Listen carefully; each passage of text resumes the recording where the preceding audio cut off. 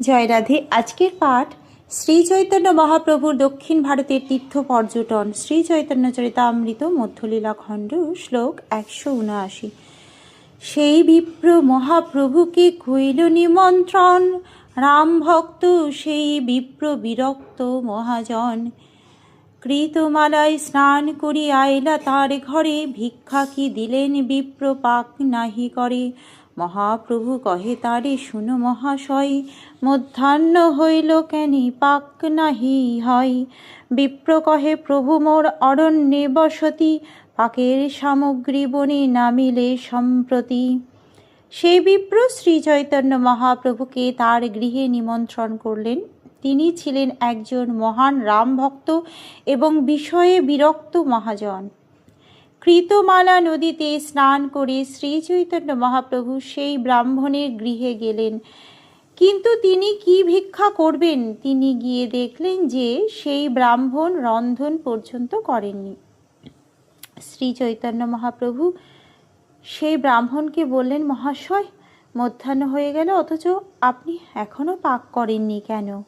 সেই ব্রাহ্মণ তখন উত্তর দিলেন, প্রভু, আমরা অরণ্যে বাস করি, আজকাল বনে রন্ধনের সামগ্রী পাওয়া যাচ্ছে না।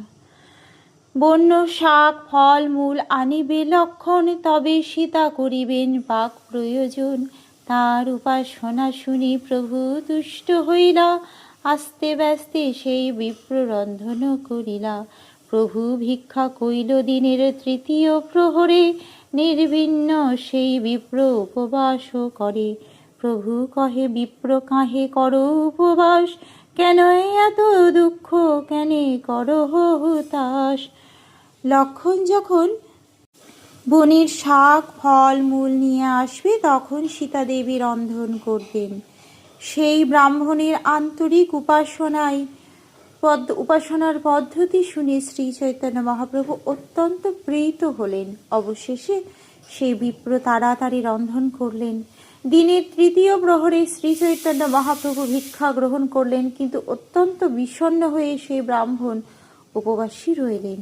শ্রী চৈতন্য মহাপ্রভু তখন সেই ব্রাহ্মণকে জিজ্ঞাসা করলেন, আপনি কেন উপবাস করছেন? আপনি কেন এত দুঃখ করছেন? আপনি কেন এভাবে হাউতাশ করছেন? বিপ্র কহে, জীবনে মোর নাহি প্রয়োজন, অগ্নি জলে প্রবেশিয়া ছাড়িব জীবন।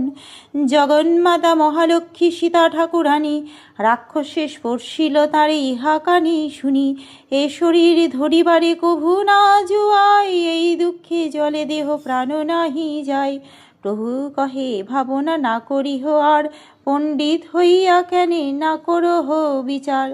সেই ব্রাহ্মণ তখন উত্তর দিলেন, আমার বেঁচে থাকার কোনো প্রয়োজন নেই। অগ্নিতে অথবা জলে প্রবেশ করে আমি এই জীবন ত্যাগ করব। সীতা দেবী সমগ্র জগতের মাতা, তিনি মহালক্ষ্মী, অথচ রাক্ষস রাবণ তাকে স্পর্শ করল এবং সেই কথা আমাকে কানে শুনতে হলো। এই দুঃখে আমার জীবন ধারণ করার কোনো বাসনা নেই। এই দুঃখে আমার দেহ দগ্ধ হচ্ছে, অথচ এই দেহ থেকে প্রাণ বেরিয়ে যাচ্ছে না। শ্রী চৈতন্য মহাপ্রভু তখন তাকে বললেন, দয়া করে এইভাবে আর দুঃখ করবেন না। আপনি পণ্ডিত, আপনি কেন যথাযথভাবে বিচার করছেন না? ঈশ্বর প্রেয়সী সীতা চিদানন্দ মূর্তি, প্রাকৃত ইন্দ্রিয়ের তারে দেখিতে নাহি শক্তি। স্পর্শিবার কার্য আছুক না পায় দর্শন, সীতার আকৃতি মায়া হরিল রাবণ। রাবণ আসিতেই সীতা অন্তর ধ্যান কইল, রাবণের আগে মায়া সীতা পাঠাইল। অপ্রাকৃত বস্তু নহে প্রাকৃত গোচর, বেদ পুরাণীতে এই কহে নিরন্তর। শ্রী চৈতন্য মহাপ্রভু তাকে বললেন, সীতা দেবী পরমেশ্বর ভগবান শ্রী রামচন্দ্রের প্রেয়সী, তার মূর্তি সচ্চিদানন্দময়। প্রাকৃত ইন্দ্রিয়ের দ্বারা তাকে কেউ দর্শন করতে পর্যন্ত পারে না। তাকে স্পর্শ করার তো দূরে থাকুক, তাকে দর্শন পর্যন্ত কেউ করতে পারে না। সীতার মায়াময়ী আকৃতি রাবণ হরণ করেছিল। রাবণ আসা মাত্রই সীতা দেবী অন্তর্হিতা হয়েছিলেন। সেই সঙ্গে রাবণকে প্রতারণা করার জন্য তিনি তার মায়াময়ী রূপ প্রেরণ করেছিলেন। অপ্রাকৃত বস্তু প্রাকৃত ইন্দ্রিয়ের গোচরীভূত নয়।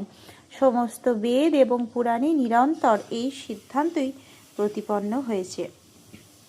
আজকের পাঠ এই অবধি।